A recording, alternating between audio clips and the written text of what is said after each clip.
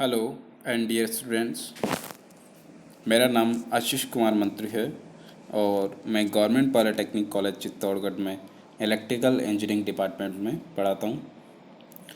आज का हमारा सब्जेक्ट कोड है ME 207, जिसका कि यूनिट नंबर है 11।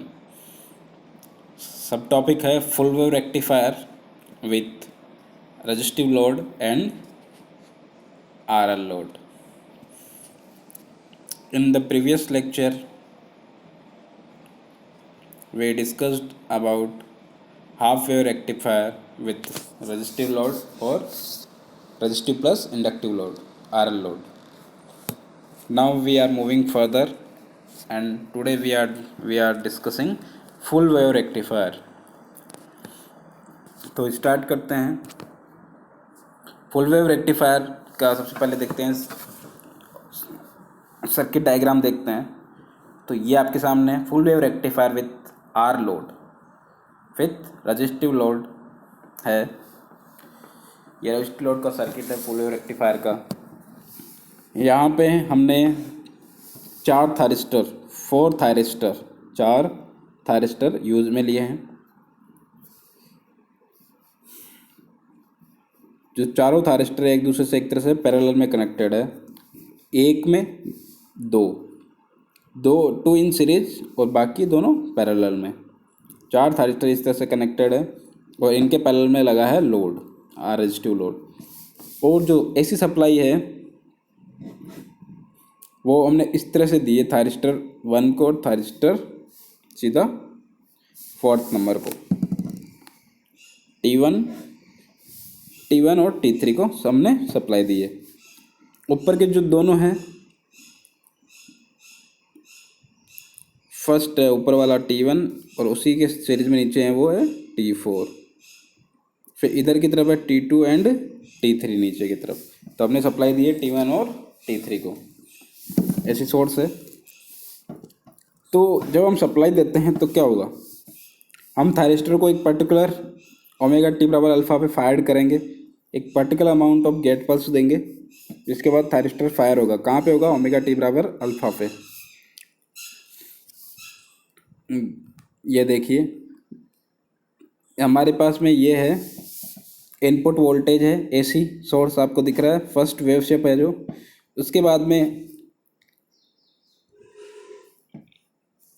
जब हमारा थायरिस्टर ऑन होगा, जब हमने सप्लाई दी थी सप्लाई और ओमेगा T बराबर अल्फ़ा पे हमने गेट पल्स और फायर किया थायरिस्टर, तो उस समय कौन कौन से थायरिस्टर ऑन होंगे। देखिए थायरिस्टर T1 है जो in the forward bias forward block conduction mode में रहेगा, जबकि T4 और T2 ये दोनों रिवर्स में रहेंगे, रिवर्स ब्लॉकिंग मोड में रहेंगे, तो ये ऑन नहीं होंगे। तो अपने पास में जब फर्स्ट में जो मैंने पॉजिटिव हाफ साइकिल लगाया तो हमारे पास में ऑन कौन सा होगा, एक तो T1 और एक T3। T1 और T3 लगा तो सर्किट कैसे बनेगा, सोर्स से T1 से लोड और लोड से T3 और T3 से वापस सोर्स। आउटपुट अपने को वोल्टेज मिलेगा। तो देखिए हमको आउटपुट में वोल्टेज मिलेगा ओमेगा T बराबर अल्फ़ा पे। ये देखिए थर्ड वाली वेवफॉर्म, बिल्कुल अल्फ़ा से सीधा पाई तक रेजिस्टिव लोड है, स्मूथली आएगा जैसा है वैसे। आफ्टर पाई क्या होगा, जो हमारा ऐसी सोर्स वो नेगेटिव हाफ साइकिल यूज़ करेगा। अब नेगेटिव हाफ साइकिल यूज़ करेगा तो क्या होगा, अभी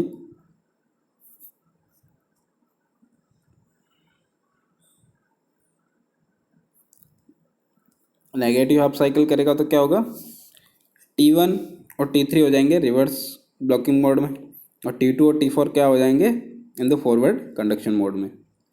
इनको भी सेम ओमेगा T बराबर पाई प्लस अल्फ़ा पे फायर करेंगे तो ये T2 और T3 ऑन हो जाएंगे। तो जो सिग्नल वो चलेगा वो किस तरह से चलेगा, क्योंकि अब देखो रिवर्स सप्लाई ओपन हो रही है और अपन मानते हैं कि सपोज नीचे आ गया पॉजिटिव, ऊपर आ गया नेगेटिव, सोर्स पे अपन लिख देते हैं।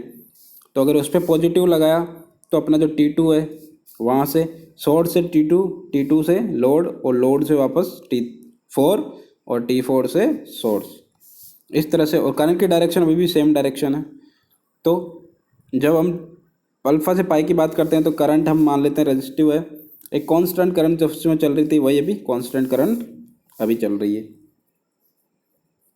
ऐसा मान लिया हमने कि कांस्टेंट करंट चल रही है।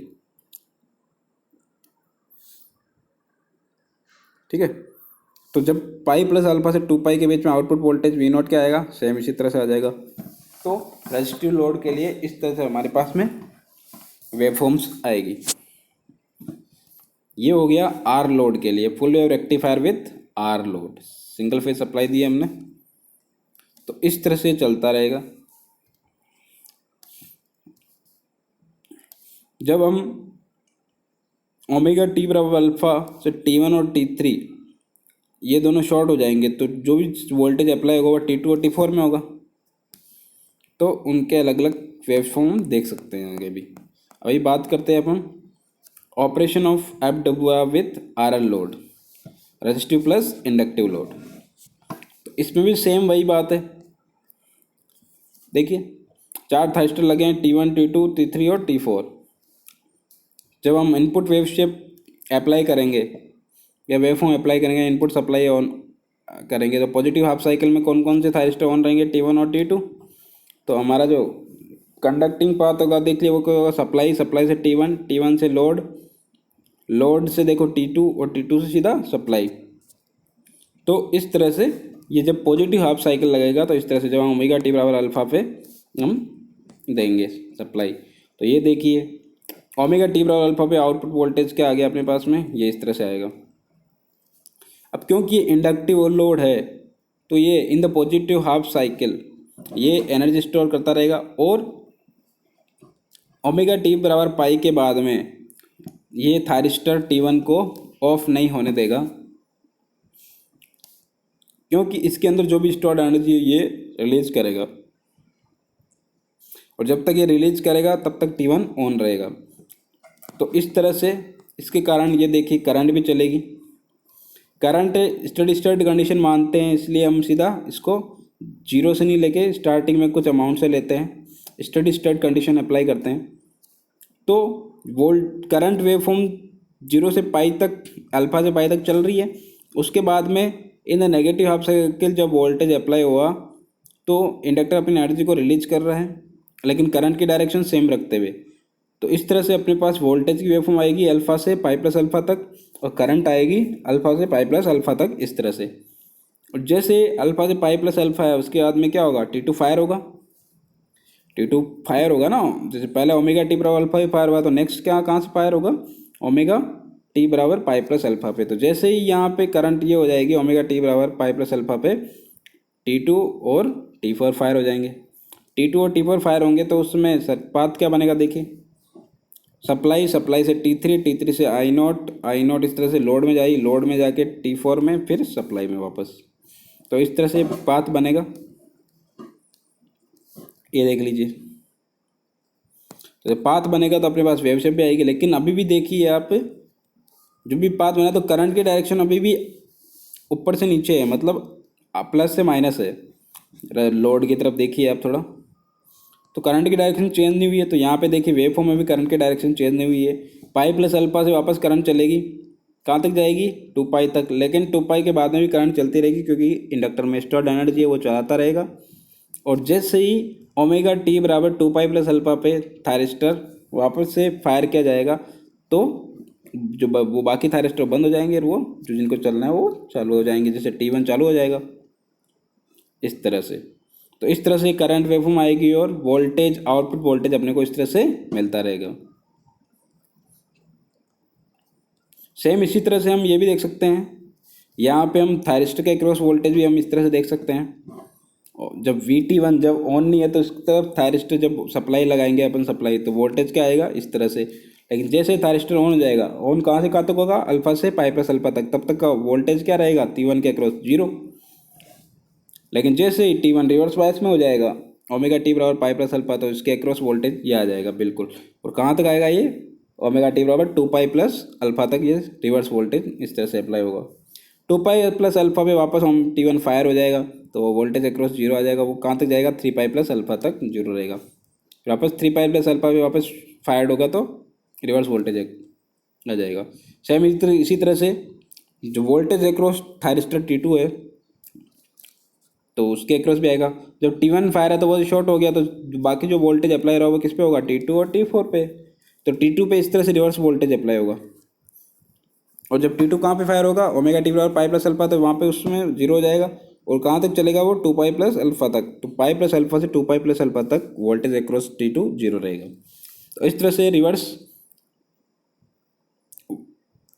रिकवरी वोल्टेज चलता रहेगा, रिवर्स वोल्टेज अप्लाई होगा। करंट की वेवफॉर्म हमने देख ली, आउटपुट वोल्टेज वेवफॉर्म देख ली। ठीक है, आगे देखते हैं कुछ फॉर्मूलाज है। Single phase full wave controlled bridge rectifier with R load.